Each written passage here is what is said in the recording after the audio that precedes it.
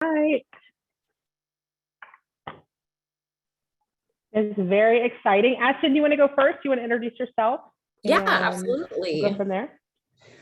So I work for Holt Homes Group, which is now Veris Network. So we are in the transition period right now of merging those two teams. But I have been with Holt Homes Group previously since 2016. I got into it in March, like right before Donald Trump was elected. So before an election cycle, which was super interesting. I was on a team and we had one other person that was kind of lead genning, but as soon as I got into the role, I became the sole purpose that was lead gen. And now we've grown and we have 9 people. It's huge. It's massive. So we are definitely learning a lot from failures as we're going. Our team last month hit 101 Met appointments, which a brand new team, which I'm super stoked about. We did have some set and Met like cancellation things. So we actually set 141 in the 30 days, but we met 101 out of those ones. So we do outbound prospect. The majority of that stuff, I'm a hardcore like prospector versus an inbound person. So I'll always talk listings first. It's usually where my numbers go.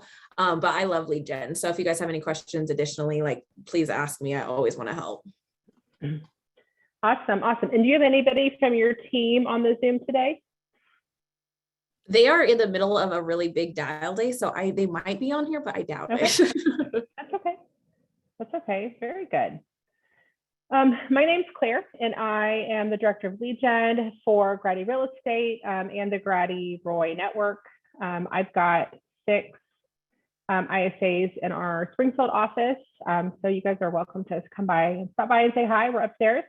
And then I've got 6 ISAs in Wichita as well that help with our Wichita branch and then our expansion office. So I've been with them since, I think the year after Ashton. I think it was 17. It's been almost 5 years. And I think last year, I actually, it sounds bad. I don't know the exact number, but when I counted right before the end of last year, it was somewhere around 800 closings from our ISAs between all of them. So, and we have a pretty new, half of our ISAs in both locations are less than a year. So we're doing a lot of training, a lot of scripting and things like that. So happy to help with any of that. I have a couple ISAs from our team. Drew's on, he leads our expansion ISAs. Christina leads our Springfield, and Corinne works in our Springfield office. So they're here with us as well today. Okay, well, we have a big group here. I thought about having people introduce themselves. I don't know if we'll do that because we have a pretty large group.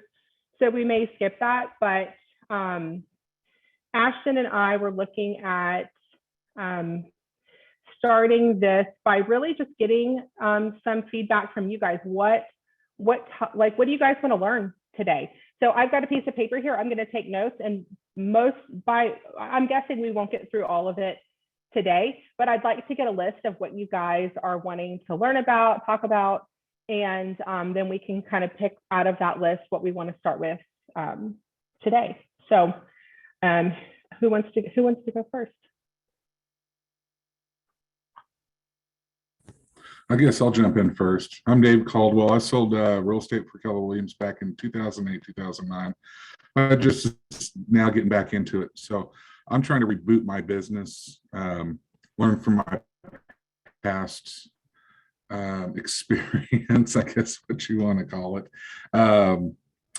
Scripting, just getting back in touch. I've been out of, I do have another business. My wife and I have a commercial office cleaning business, so I deal with people every day there.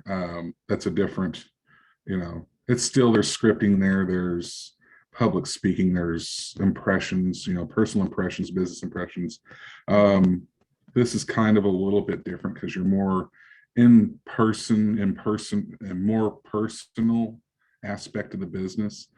But I've been watching, I've done the Spark, I'm starting the Ignite. I kind of try and pack it in my big head as much as possible because there's a lot of empty space up there to fill. Okay. So you had mentioned scripting. Is that one of the things that you were wanting to kind of deep dive into? Like, Yeah, like, I need like to, the types there's of a lot. scripts or? Yeah, there's a lot of new stuff since I was last with Keller Williams. I mean, it's been 12 years. I've forgot a lot of it. I've gotten out of practice with that. Okay. I've actually applied a lot of that stuff to my commercial office cleaning business and helped it grow. We're comfortable with that.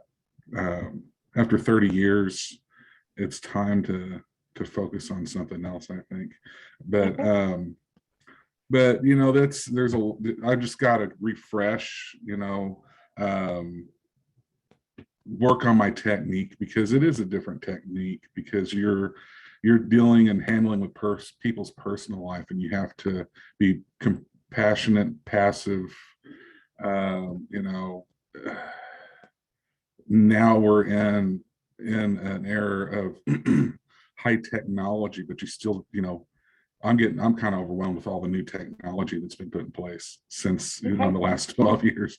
But you know, that's a lot to throw at some people that, you know, they just think picking up their phone and searching realtor.com and calling is simple, and looking at houses is easy, or selling your house is easy, and it's not. And I have to re-script that, I don't know how to say it. That's one of those things of, you know, how to present that to them in the proper manner without being too aggressive or too you know, unknowledgeable. I guess I got to re-educate myself on it. Okay, perfect. I've got that written down. We also have Mark Stewart on here, who is a script master as well. Yeah. I know he leads a lot of script practices. So I've been wanting to do those script practices, kind of under the weather the last 2 weeks. So Yeah. I'm now starting to get where my voice isn't all messed up. Yeah. Okay. Can I ask a quick question of the group too, since we do have so many? I know that some of you guys are not on camera, so we can't see, but like, can everyone chat if you're either an ISA or an agent or a team owner? Because I think Claire and I also wanted to make sure we provided value if you're looking for ISAs, if you're actually an ISA and you want to do the scripting as well, just so we can provide you guys as much value. Because if you don't have an ISA yet, we want to make sure we're talking your kind of language. And then also if you're a agent wanting to get an ISA, kind of, so we know where to take it as well. That's where I want to head to. I've been watching a lot, reading a lot about this. Like I said, it's changed. The procedures changed. The process through it all has changed since I was selling real estate. My daughter's 24 years old. She works for a lead generation company for real estate. She actually Tim interviewed her last week to come on board. And we don't right now on a team. We want to work with each other. If that's what she decides she wants to do, but independent agent. But eventually, I know that was my mistake before. I didn't I had Keller Williams, the company, behind me, but I didn't have somebody put in place to help me, you know, finish up the contracts, go show the house. I was showing the houses, making the listings, doing the contracts. I was chasing my tail around the room like a mad dog, and I was busy. I didn't delegate it. I didn't use that leverage to have somebody do it, and I should have. And that's what I've got to learn, how to start building that business. Is somebody talking there? Is Levi talking? I think, yeah, Dave, if you want us to chat too about you specifically on how we can help directly impact your business, I think Claire and I both would be able to kind of dive into it. I see a couple of comments in here. I don't know, Claire, if you want to jump into the chat too.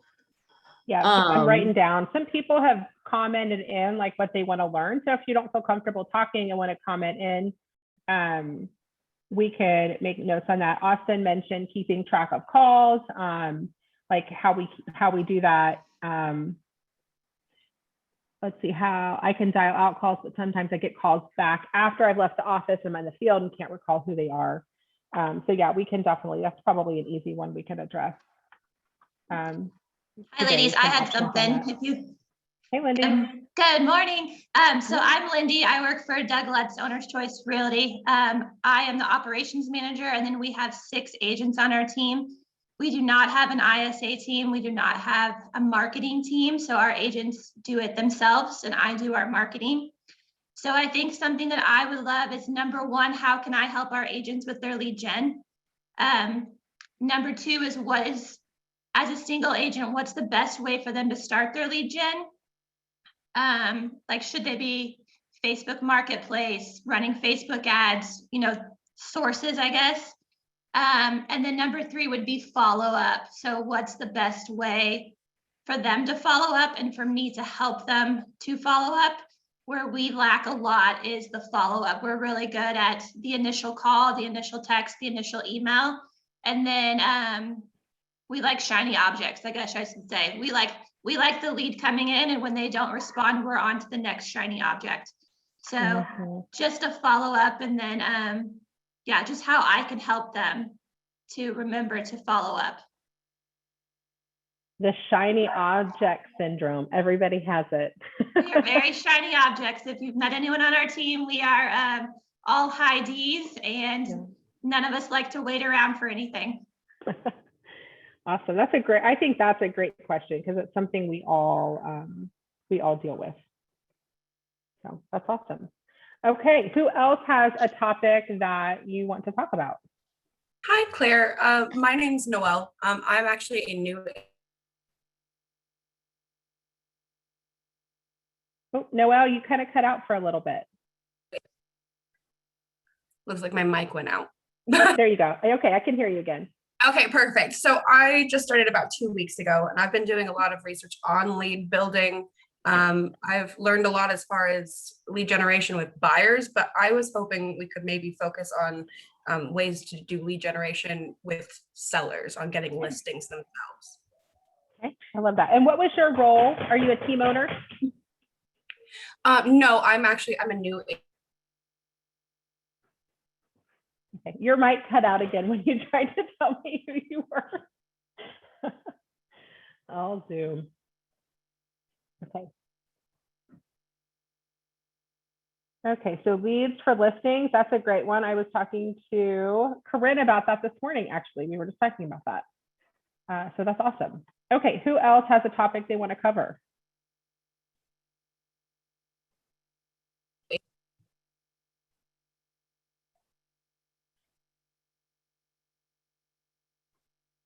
Okay, somebody chatted in about what's something you can do to train new ISAs to ensure their success.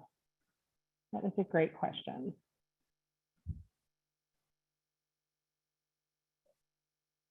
While we're waiting for more people to, if they have any more topics, I can take that one really quick too. Yeah, go ahead. So on ISAs, you guys do recognize typically that they're they're very service based. And so with anybody that onboards on your team, if you can have them bring in leads, so bring in their sphere of influence of 200, or we can make it whatever number, we use 200. But when you bring in those 200, that's a really great way for them to practice what they're trying to get done through on the phone. So if you're an ISA on this call and you haven't done it, I know that it seems awkward sometimes when you have to call your friends and family and tell them that you got into real estate, but I promise if you can get through that awkwardness, it's going to help you so much better when you're talking to a stranger. And you're going to want to talk to the strangers because you're like, I don't want to call my family anymore and talk to them about real estate.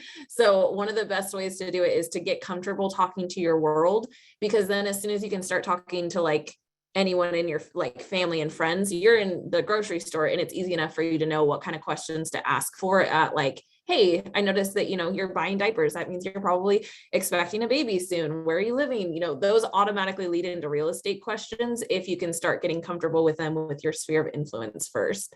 So one of the best ways for us to do it is to do it faster. So if you can have them talk to your sphere, that's super helpful. Mm-hmm. It's a great idea. Your best conversions also on your sphere, as far as if they set an appointment, they're most likely to show up and sign and do business with you and then refer you business in the future. So that's really, really awesome. Okay, so that question was, what is something you do to train new ISAs to ensure they're successful? My mind went a different way. I'm kind of a systems and process type person. So I like things that are scalable and I can do over and over again. So for me, I think the biggest thing when I'm bringing on an ISA it's really important to inspect what you expect. So making sure you're not just telling them what to do, but then you're also watching them and giving them feedback and helping them. You know, an ISA is kind of a self-starter type person. They don't really need, you know, somebody that's going to be good in that role doesn't need to be micromanaged. They're kind of a business owner in themselves. Yet we have to make sure that they're sharing the message that we want them to share and that they're doing it the way we would want them to do. So that goes back to scripting. Make sure you have a script for them to follow and that you're making sure that they're following it. The most common thing I see is people are like, oh, well, I even have people that come in and do a phone audition when we're hiring and they rewrote my script. They're like, it sounded a little weird, so I rewrote it for you. And I'm like, well, I don't need you to rewrite it. Like, I need you to do it so many times that it doesn't sound weird anymore. And so that's a big thing I see coming in, is not letting them rewrite your script. And I would say that's for agents too. You know, somebody like Lindy, who's got 6 agents and they're doing all the lead generation, you know, I think it totally applies to that too. Like, don't let somebody rewrite your script. The script's the script, and you do it so many times that it doesn't sound unnatural, and then you can ad lib to it a little bit. But yeah, so that's a big thing. And yeah, go ahead. Oh, no, I just love that story, Claire. Sorry. She also pointed out quickly that that person probably wasn't super coachable because they wanted to change what Claire was offering them immediately. And so that's a really big tell if in the hiring process, they're already trying to take what you did and they have no experience and they're trying to change what Claire was doing. Yeah, they can make it better, you know, well, and that wasn't, and I'm pretty specific, you know, this is the script, and I give them examples of the script, recorded calls of people doing the script. And so it's pretty clear that we want them to do the script. But yeah, it's a great question. Let me see if there's anything else in the chat box. So a couple that came in was, how do we generate new leads for agents, and then generate leads outside of Sphere and cold calling. And one of the other questions was, you know, how to generate listing leads. So I think we could kind of maybe tackle all 3 of those a little bit too. So let's maybe keep it a little listing focused to start with, because I think that will answer all of the questions. So outside of Sphere and outside of cold calling, how do we generate listing leads? I have some thoughts, but yeah, I have some thoughts too, if you guys want us to jump in. But yeah, if anyone has any ideas too, I mean, we don't want to talk the whole time, if you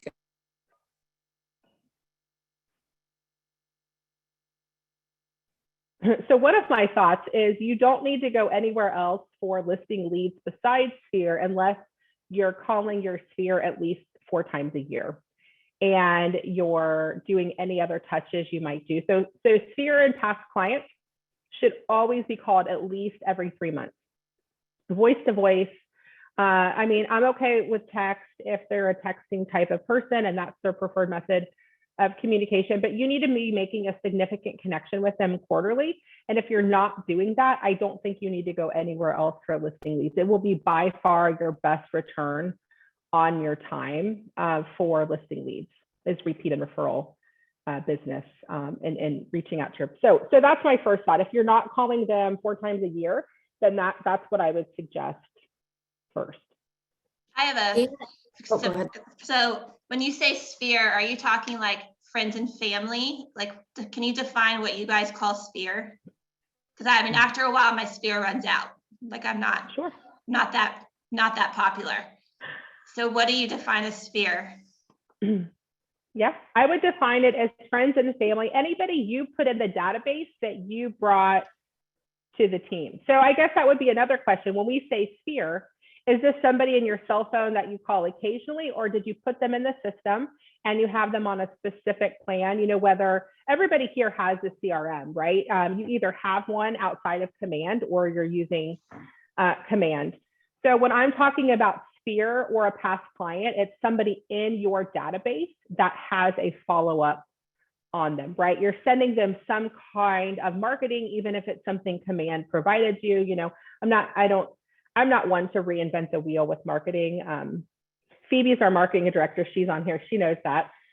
she might ask me a question, but I'm not creating anything, right? I'm going to pick something that's already made, or I'm going to call them. That's my preferred method. But yeah, so when I'm talking sphere, I'm talking about somebody that you put in your database because you're going to follow up with them again. Okay, thank you. What about you, Ashton? Yeah, so on that, and I think that this is interesting. So for people that aren't from Springfield, we don't have like necessarily huge areas of influence here, but real estate doesn't necessarily always have to be like hyper local. So when you are bringing in new people too, they don't necessarily always have to bring you business right from around the corner. So even ISAs that moved up from another area, like I'm not from here, but you can bring in database and still get referrals off of it. And that makes your team doesn't actually have to service the business and you can make money off of it.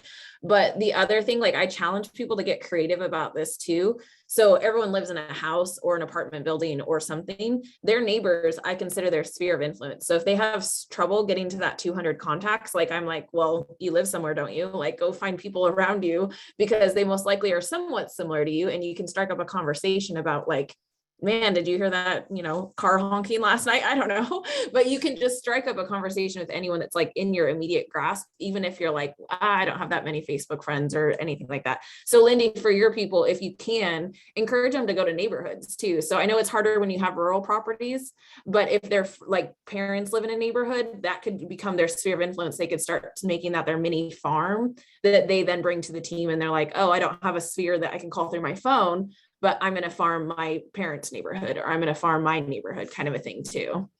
Mm-hmm.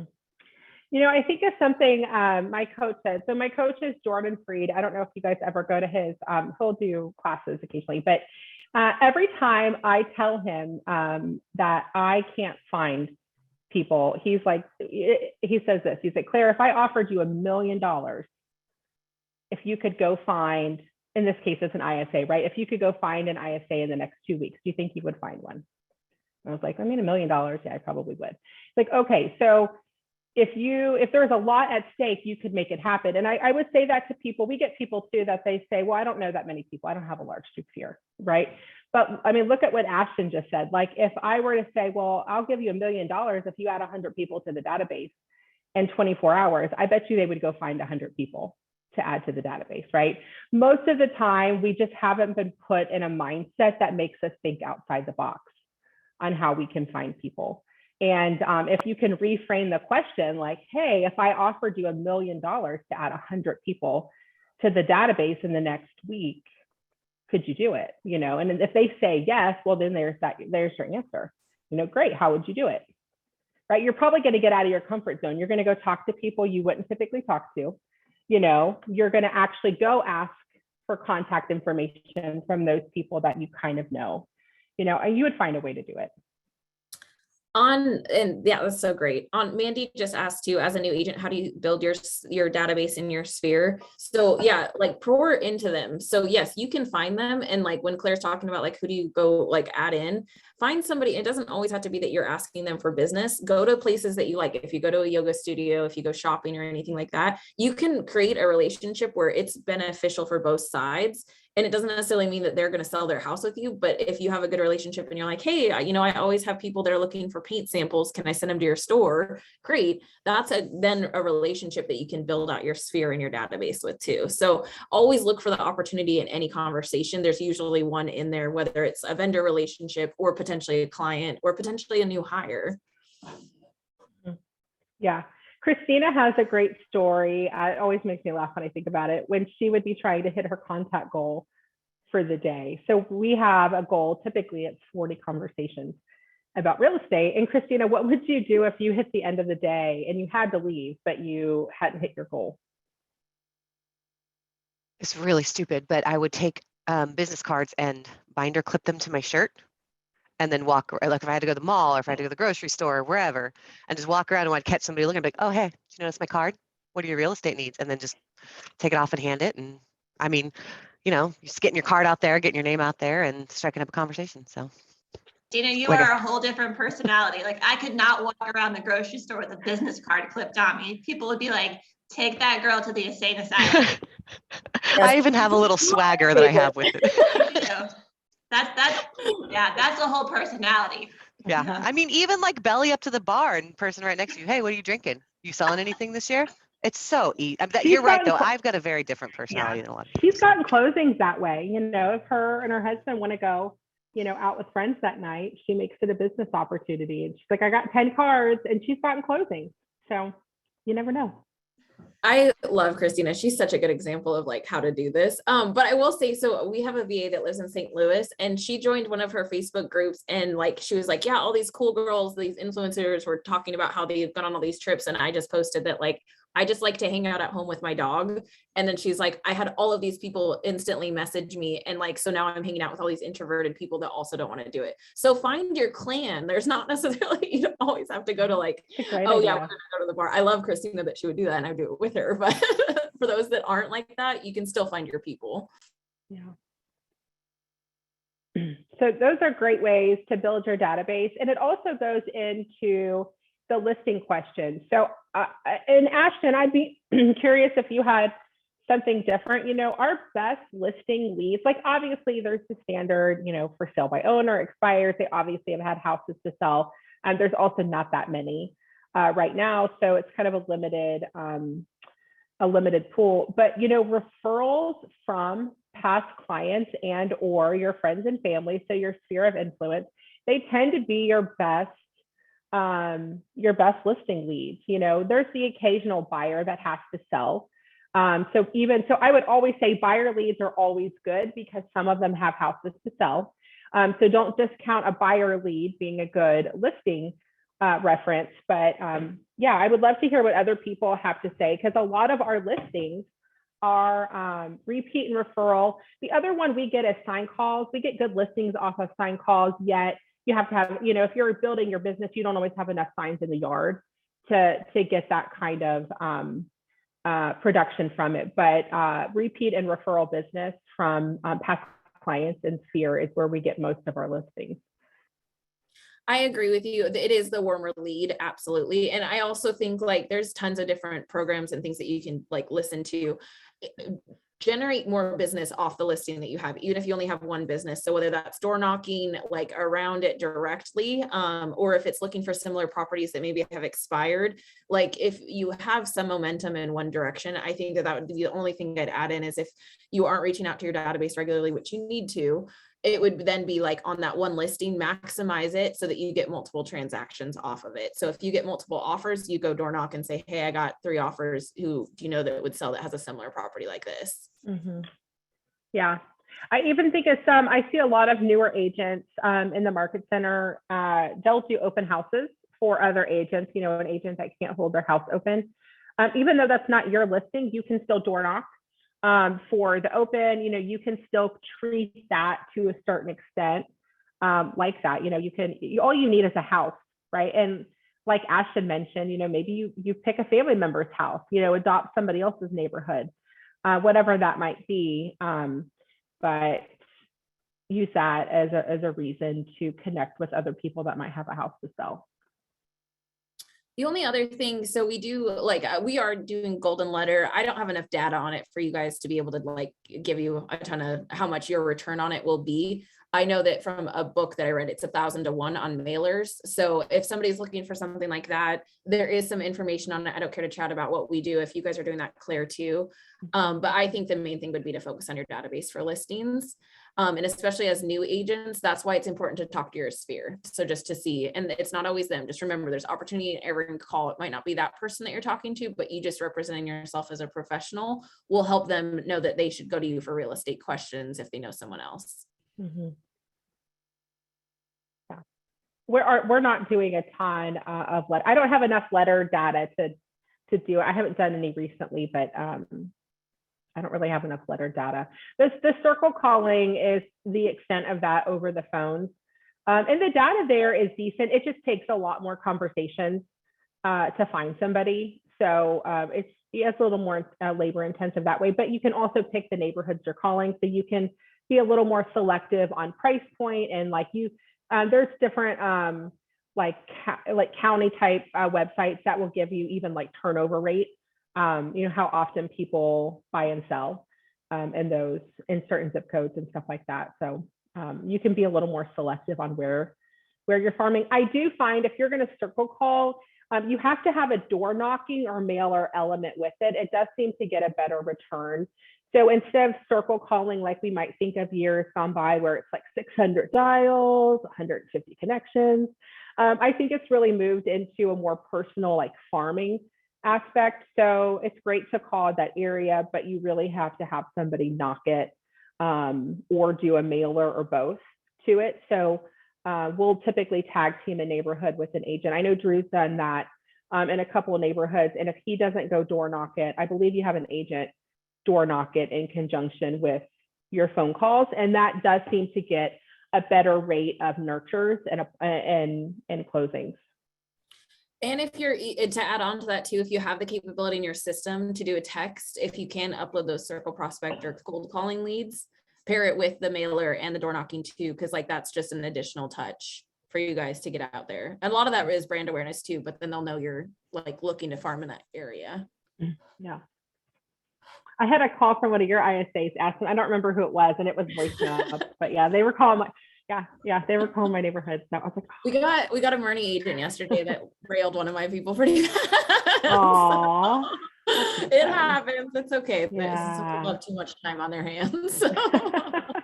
Yeah. On the one, do you want to jump into the question about let's see, learn ways to generate inbound leads? Okay. I was thinking about the one. So if you don't have a dialer and you're an agent, Claire, do you have a best practice on that? I typically would try to get a list no matter what. Like you've got to track your data because you don't want to spend too much time doing something if it's not getting you to a good return, but you have to do it consistently. You can't do it one day out of the week and then expect to see results. It's going to have to be like a designated time and a certain amount of calls that you know you're going to make daily.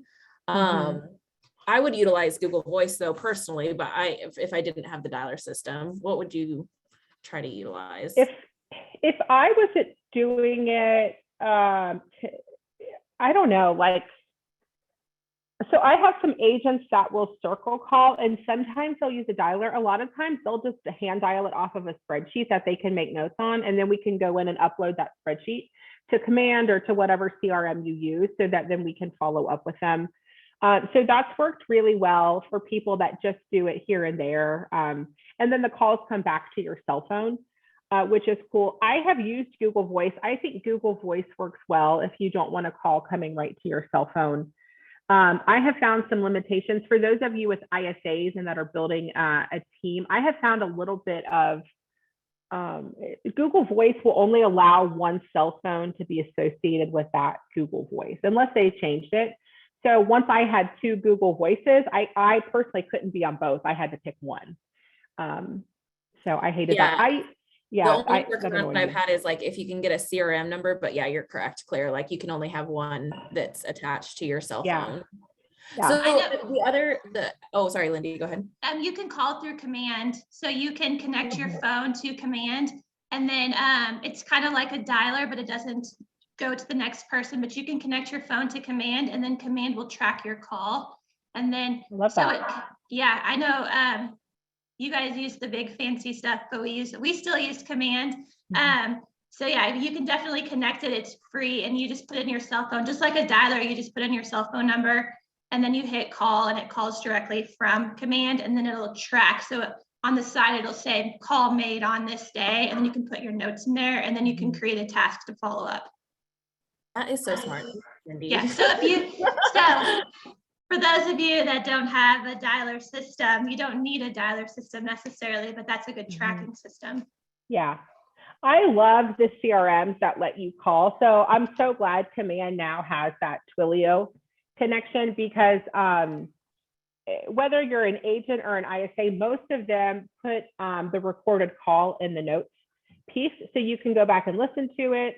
Or it pops up a reminder to put your notes in. A lot of them do things like that make it really good and easy to track your calls and your notes. So we obviously use the call recording system a lot for, education. Like I have people that'll send me a call or send it to Christina or Drew, and they're like, hey, this didn't go how I expected. Can you listen to it? What would you do different? So it's a really great tool for training purposes, any of those systems that record them. Yeah, for agents that are bringing on people, start recording your calls sooner than later, because that's the easiest way for you to train people how you talk. So if you want them calling your database, so just obviously these are ones that you'd want to utilize later, but for training purposes, this is stuff that you want to have available so that they can hear how you talk and how the person responds, because it's super helpful to be able to go back through. And like Claire and I both get to audit calls, which is super helpful. It's so much easier to coach around a call if we can listen back to it and like hear what happened, because people don't always remember what they actually said. So if you can get something so that you can start at least going back through those two, the sooner the better, especially if you're starting out and getting into that. I wanted to go into a couple of Austin's questions because he had some that were a little more on like systems and processes. And then we just had a couple more come in about like standards. So we can maybe hit that at the end. So Austin asked in his second message, what is the system or process for leads that you're unable to make contact with via phone? How many attempts are taken before switching to a different method? For example, do you send a card? Do you door knock? What do? You want to talk about that? Yeah, and I think that there's it's kind of a rhythm. So at least a minimum of 7 voice-to-voice touches, but it really goes up to like 16 or 20. I think, Claire, you can kind of correct me on that, but it's usually pretty high on when you'll actually get it. And it's so funny because you're like on the 16th call, you're like, oh my gosh, you actually answered, this phone number works. So yeah. The longer, the better. But while you're doing that though, if you're in the contact anyways, the sooner you can send a mailer, the better, because we do live in an older area. So a lot of people still open their mail. So if they're getting a handwritten card from you, I would do it on the first day, because you're going to have mail delivery delays anyways. And then text messaging as soon as possible if you have the capability of it. I know not everyone has I guess Lindy, you might be able to answer me. Does Twilio, does that allow you to text through command too? Can you pair it with that? Yeah, it's a paid service though, but I think it's only like $5 a month. So, okay, cool. But yeah, and then if you are a team, each individual agent has to have their own Twilio connection. The Rainmaker can't buy it and it covers everyone. So it would be individual for everyone. Okay.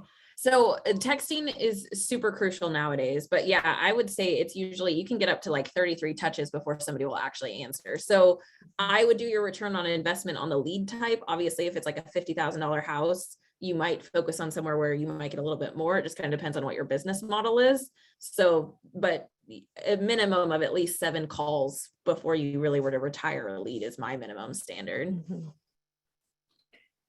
Anna Kruger had a statistic, and I cannot remember what the percentage jumped. So I'm sorry about that, because I think it was really good. But she always said you have the best chance if it's a new lead. So a new lead that you've never talked to, right? So if you're trying to get a hold of them, you have to call at least 5 times in 5 days to get the highest chance of getting an answer. And there are statistics that go out as far as like Ashton mentioned as well. So that's been my rule of thumb. I'm like Ashton, I push it out, right? Because it's our one job, the department I run, it's our one job to get a hold of people. So we're gonna do 7 to 10 days. Typically we do 10 days, but we take out the weekend. So it's really, it's basically 7 times, right? 7 or 8 times, depending on the day the lead comes in. But yeah, we're gonna call and or text every day, every workday for 10 days before we retire, or we call it back burnering. They get back burnered, so they're still gonna get text and email plans. They're on some sort of smart plan, right? That's gonna continue to try to drip information on them. And then they go into a bucket that we're gonna call a certain amount of time. So for us, they go into a bucket that we call at least 4 times a year. And if we're really if we have a blitz to try to get a hold of people, we're going to go back through the newer leads that haven't answered yet. And those are going to be the ones that might get some additional calls as we have time that allows for it. So, and that bucket, we call it our pond. So that bucket's super helpful for training, because if it's a dialer list and like trying to get used to systems and stuff, that's so helpful to have your system already like, hey, these are the kind of the leads that are a little bit cooler. We need to like spend more time reviving them. And it feels really good when an ISA is able to pull something from it too. So it's super helpful if you can kind of divide those leads in your database and figure out how to tag them appropriately. Let's see, going back, I think that answered most of Austin's questions. So Austin, if that did not answer all your questions, let us know and we will chime back in. But Lindy had another one that we hadn't quite touched on yet. She had two. One was follow-up, which is crucial. So leads, agents and ISAs, the number one place they'll miss the mark is not staying in touch enough with people. Ashton, do you want to talk about what your follow-up process is? Yeah, I mean, I wish I was perfect at this. There's no way that I am though. Okay, so yes, 80% of business actually comes from follow-up. 20% is usually that new business immediate dial that immediately turns around. But the follow-up is the majority of most people's business, and it is obviously where we have probably the most holes. I think the main thing that if you can communicate clearly is every call should have an expectation set. And that's the follow-up that needs to happen. So if we table the fact that they haven't answered and those are on the drips that we're trying to revive, the follow-up is what you set the expectation for in the call. So if you got off the call and they just are like, well, I'm not ready. And you're like, okay, bye. That was not a successful call. A win of that call would be, okay, I totally understand you're not there yet. When do you think we should talk again so that we can start making these plans? I don't want to bother you, but I want to make sure that I don't drop the ball on our business because I know that eventually this is really important for you to move. So it's the setting the expectation of when the next follow-up is if you're not closing for the appointment immediately. That's kind of how I look at follow-up if it's not on a drip that you're just trying to revive a lead.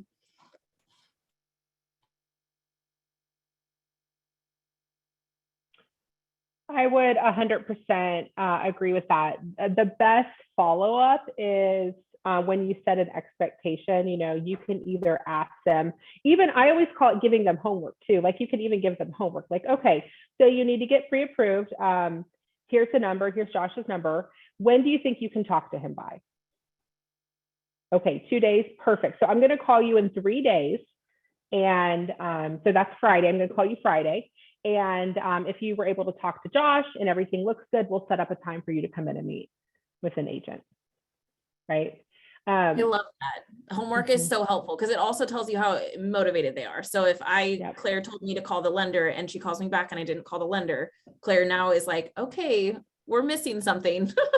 Why are you not doing what you said you'd do? Yeah, it's really important. I think that's a great way. I also kind of look at just overall timeline. We categorize leads typically as A, B, C, and D, or hot. I don't know. Drew and Christina probably know. I use A, B, C, and D. It's just I'm old school that way. We've talked about like hot, warm, cold. I don't know. I like A, B, and C. So A leads are typically where they're within 30 days of doing something, right? We think they're going to meet. So as an ISA, I'm talking about when they're going to meet with us. For an agent, that might be 30 days of signing paperwork, right? Everybody's rules will be a little bit different, but 30 days as an A lead, we're going to be calling those people every day or two, right? And not just calling them, we're going to be actively trying to get a hold of them. And if they don't answer, we're not going to wait a week, right? If they don't answer today, I'm going to try them again tomorrow. If they don't answer tomorrow, I'm going to try them again the next day because they're an A lead. So I'm going to put a lot of my focus on that. A B lead is more of, that 60 to 90, maybe 120 type time frame. They're almost there, but they're not. Maybe they're ready, willing, and able, but their time frame's a little off. So again, we're going to be calling those people every week or two until they're in A. So you have to remember, as you upgrade or downgrade people, the length of our follow-up is going to either shorten or it's going to expand. So people will upgrade from a B to an A, and some people will downgrade from an A to a B. If I try them 5 times and they don't answer, I'm downgrading them to a B, and my follow-up then expands out a little farther, right? I call it giving them a break, right? I tried them 5 times in 5 days. They didn't answer. I'm going to give them a break, and then I'm going to try again. So, and then, and again, the time frame is whatever you decide it is. I think it's important that every team or agent writes it down so that they can be consistent with everybody. And then a C is typically somewhere in the 6-month range. If they're longer than that, they become a D, and we're only going to follow up every couple of months until they upgrade to a C or a B. So that, I don't know, is that helpful? Like, do you kind of stair step them down or up depending on, the frequency of when they're ready to buy? I think that sell? was, yeah, and it's smart what she's saying too on the, like, make sure that your team's on the same standards, because it is difficult when you have different verbiage. So if somebody's like, oh, I like to talk to all these people all the time, and then make sure that your ISAs, or as an ISA, you're really understanding what that time frame is. It is okay to ask them, like, are you ready to miss out on the house tomorrow if it comes on the market? And like, ask those questions that are going to make them define a timeline for you, or throw out a timeline. Like, sometimes I'm like, okay, I can tell that we're not 100% sure that, is it something you want to move in 5 years? And then usually people will correct you and be like, no, I really just have to wait for a year or two before, like, whatever. So it's okay for you to throw out a timeline to try to get somebody to like respond to you, because then you can set the expectation. Okay, so if you're planning on moving in 2 years, why don't we talk again after the holidays, make sure nothing's changed? And in the meantime, I'm going to keep updating you on what the market's doing in case there's any questions, and if something changes sooner. So we're still going to communicate, but just that way you can try to get a timeline from them. Yep. So Claire, I was trying to process your A, B, C, and D and how like my individual agents can follow up on that. So do you guys have like a smart plan? Like, let's say you have a smart plan labeled A contact or A lead, B lead, C lead, and then you put them on a different drip campaign. Is that what you guys do? Or do you set a task to call them, instead of call them in 2 weeks, you're calling them in 4 weeks? Like what? Yeah. I guess, like, what does that look like? So as like a single agent, when you say you're putting them in categories, how do they categorize following up with them? If that makes sense what I'm saying. Yeah, no, it totally does. I'm talking about it in terms of the length of time we're going to call them again. So it would be a task, and the CRM we use does have like, I think they're like action plans that will set those tasks for you. Most of the ISAs prefer to just do like a manual task. So in their mind, they know that time frame and they're just going to lengthen it out. But we do have some ISAs that prefer to use the task plans that do that. It doesn't really change, right or wrong. I'm saying it's probably not the right answer, because I don't think it's bad to have some sort of drip campaign on them. If they're that close, if they're an A or a B, I don't need a drip campaign on them that might contradict or not go along with what I'm telling them to do. In my opinion, drip campaigns are for people that aren't answering, or they're so far out, they're not even in my nurture category, right? They're in a pond, right? We have a pond too, Ashton, we call it the pond too. So they're in one of the ponds, right? They're either in the never answered pond, or they're in the chose not to do business with us, weren't ready type pond, right? They're in one of those ponds. They will get a drip campaign. Okay. So like in Command, it does tasks now. So like they would call them, they'd figure out they're in ABC, and then the agent would want to create themselves a task to call again. That's, or do like a Google Calendar tap or something. Claire, would you say that it's pretty safe, like your C and D people could probably be on some kind of generic drip, because they're not like your hot pipeline people? So like the A and B, like when she's talking to like those, that's why the tasks are a little bit more specific. If you have a team newsletter, or you're kind of updating your team, like anyone can get that kind of a drip. But the A and B people, it can get confusing if they're getting like market updates or something, and they're like, wait a minute, I told you I wasn't doing anything until after my surgery. And then it kind of seems conflicting. Now, don't be scared of what you're sending to the database. There's like, literally, they have no idea what you're trying to communicate. People kind of get anxious about that. Usually it's fine. Like sometimes I send the wrong message to the wrong person, and I'm like, oh my gosh, wrong and B, sorry. So it is okay to send the wrong information at times, but just make sure that the A and B people are more specific on follow-up, and the C and D are the ones that you can utilize more like heavy lifting by the system. Okay, thank you. Yeah. Let's see, we've got about 6 minutes left. We had a couple of questions. How do you manage your ISAs? What standards do you have? How long does it take to prepare your ISAs for their calls? Carter's question was kind of in line with that. I think Ashton and I's standards are probably pretty similar. So we do a couple different things. I'm a big contacts person, and some of my I don't know, people probably roll their eyes in my team about it, but I'm a big proponent of tracking how many people you talk to every day. In my opinion, it's the easiest thing you can do. You have the most control over it. You can't always control who picks up the phone. and if they're ready to set an appointment, but you can control the effort you're putting into your lead gen that day. So we track contacts every day. We track contacts. So that's for us, that's a two-way conversation about real estate, whether it's via text, Facebook Messenger, phone call. We allow any of that, but you have to get a response back, and the response. So for a phone call, if they hang up, we still count it. If it's a text and they say, take me off your list, we do count that as a contact too. So if they still responded back to us. So we're a go on that. But again, that's a standard I would write down so that it's consistent with everybody. Otherwise, your conversion ratios don't really match. So we can kind of get into that. But contacts set, appointments held, appointments signed, and then under contract or pended and closed. And when I talk about a conversion ratio, that's the metric in between that. So if you set 10 appointments and 5 of them showed up, you divide the numbers together and you get 50%, right? So you have a 50% held to signed or met, set to held ratio, right? So there's a ratio in between each of those metrics. And that's what we're tracking. We track that for our consistency. And I think some of the misses that I see, obviously most ISA teams are doing that, but I think a big miss is that agents don't do that too, because when you know how many conversations you have to set to get a closing, you can, if you want 10 more closings next year, you know exactly what you have to do to make that happen. And it makes your business very scalable. You can also, if you don't want to talk to more people to get that, great. Like what if you got 10% more people to show up or 10 more people to sign?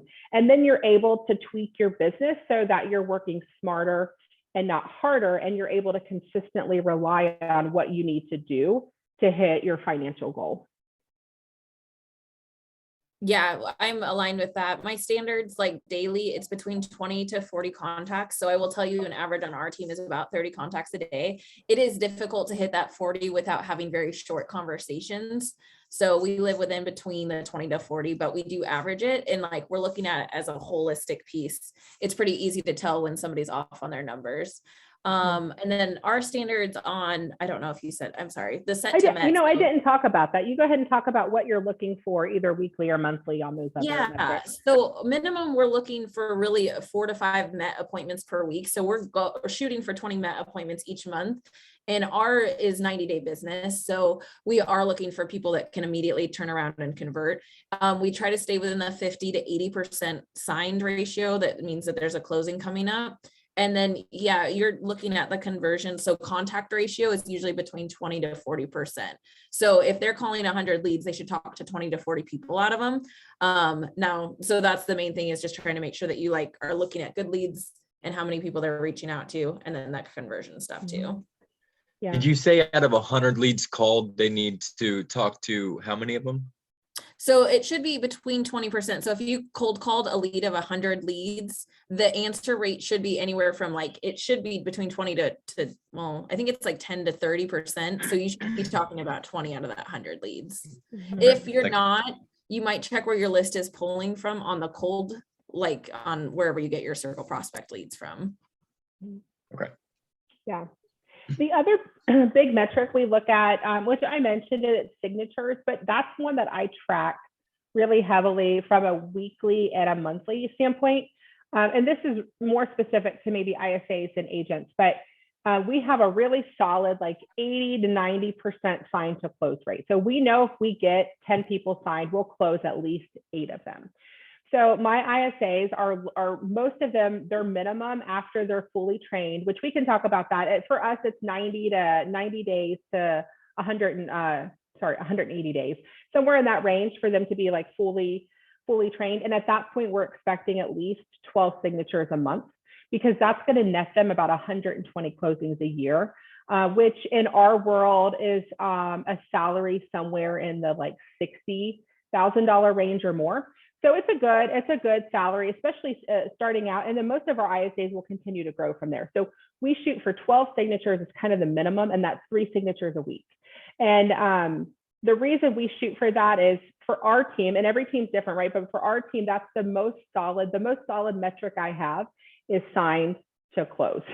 And so I know if they can bring in 12 signatures, we'll get them at least 10 closings a month. And that's always our first goal for all of our new ISAs. And then of course they can grow their business from there. I think Drew has my most ambitious signature goal, and it depends on the month, but it ranges somewhere from like 20 to 30 signatures a month, right? So yeah, yeah, it's really crazy. But he does a great job of hitting it. So everybody's different, but that's kind of the minimum standard that we're expecting. And I don't know, that's again specific to our team. I don't think there's a set number that anybody has to have. I think that as a rainmaker and a team owner, you have to decide what somebody's production needs to be for them to be have a seat on your team, and then for them to be an asset. And your standard needs to probably be somewhere in between. I have a ISA question. Are your ISAs assigned to an agent, or are your ISAs assigned to a category, or is it just everyone's calling? Like, how do you divvy out when you have a lead to turn it over to an agent? How does that work? Does that make sense? Yeah. Ashton, what do you guys do for that? How do you divvy out your leads? Yeah, we are pretty well rounded on ours. So we've tried to be listing and buyer specific on ISA side, but there's a half of the business that the ISA doesn't get to be a part of. So on inbound leads and everything, everyone gets the opportunity after they're trained. And then everyone has to, which I hate to say that has to, because people might not want to outbound dial, but everyone does half and half. So we are pretty well rounded on the ISA front to try to make sure everyone gets it. And where do the leads go? So like when you have a lead that you're ready to convert, where does it go? Sorry, thank you. So are you asking like who we book appointments for? Yes. Okay. Yes. So if our team agents have moved forward and they're ready for appointments, it's basically weighted on their agent goals. So if somebody wants to do 120 and somebody wants to do 60, the one that wants to do 120 might get 2 appointments to 1 for that other person. But they do have conversion standards that they have to hit as well. So if we sent them on 20 appointments last month and they didn't bring back 4 to 10 signatures, we're most likely looking at both sides. Is it the appointment or is it the agent that's not converting? So it's based on their agent goals that we assign how many appointments. Okay, so you're not doing like a specific ISA works for a specific agent. It's correct. It's a pool. Yep. Okay. And we use the royal we, if you guys get to that point, Lindy. So we use the royal we. So it's like we're in business together, we're a team, and that's how we kind of are able to transition. Because on our side too, we have buyers and listing agent, not one person's handling the transaction. So they're eventually going to get multiple people in our team involved with them. Okay, thank you. Yeah. And we do things the same way. It's pretty much if you're on the team, you get a fair number of leads as an ISA and as an agent. So we have a lead schedule on the lead, like the inbound lead piece that says which ISAs are in charge of which lead sources that day. And then inbound leads, the ones that automatically would get created in Command or your CRM, most of them have routing rules, so you can wait certain people, but they get assigned automatically, and then the ISA would get an instant notification, and they would know to go out and call that lead right away.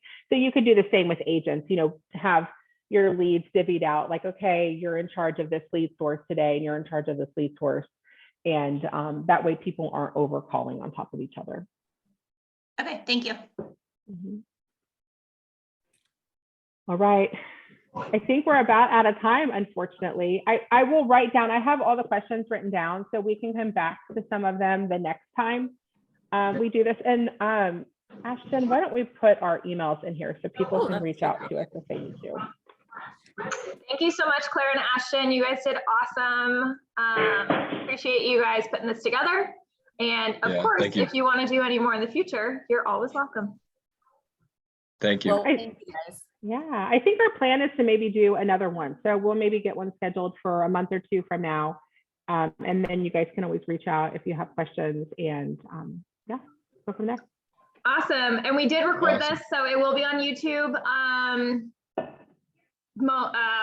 would probably say next week, but maybe in 24 hours. Just kind of depends on how busy Rachel is, because she does get it on her email. So you guys have a great day. Stay warm, stay out of the cold, wet snow, and we will all chat later.